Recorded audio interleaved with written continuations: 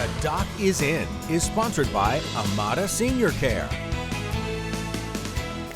Fox 56 News, Chief Medical Contributor Dr. Ryan Stanton is back in studio with us. I swear I'm not sick Just anymore. In case, though, you never know, Doc. He's here to this time to expand on the effects of CBD and THC and what it can have on kids. Yeah, so we actually had the story earlier about the young children in Jessamine County who got the CBD gummies, but Right. That's not the risk ones. Those are very low risk. Everything turned out great, thankfully.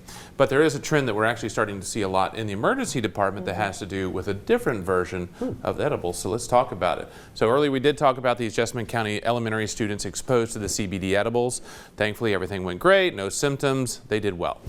That being said, as marijuana and THC-based products and edibles are exploding as states legalize recreational marijuana, and not to mention illicit sources that still exist, over the last couple of years, I've seen a growing number of children with exposures to the THC-containing products. CBD may not cause symptoms in most people. The THC products are very different, especially for children. In several cases, children picked up what they thought was candy at local gaming locations and ate them, thinking they were candy, of course. They became symptomatic with symptoms of marijuana intoxication, which included the somnolence, the lethargy, and decreased responsiveness. Of course, without context, this is very frightening to the parents and those around them. The good news is that further complications are very rare, and often the treatment is just monitoring and observation.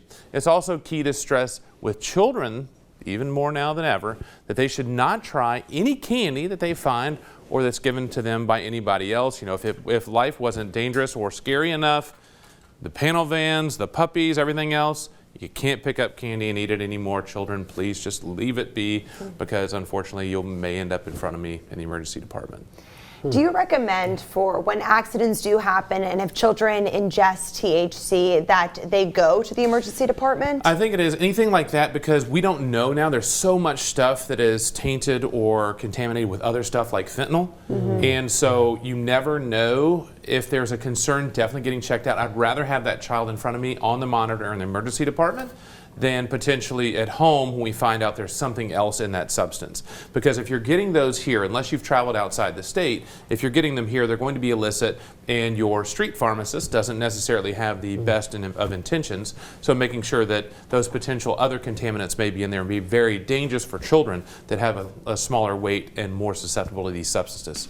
As if being a parent wasn't hard enough, Doc. Absolutely, I know. As a parent, there's just fears around every corner. I never thought I would be that parent, but here I am. Yeah. Well, very good information. Thanks for passing it along this morning. We're back with what? What do we have next? Weather. We'll do weather. Hey, Do weather next. Weather. Justin, we're doing weather. You're watching Fox 56 News.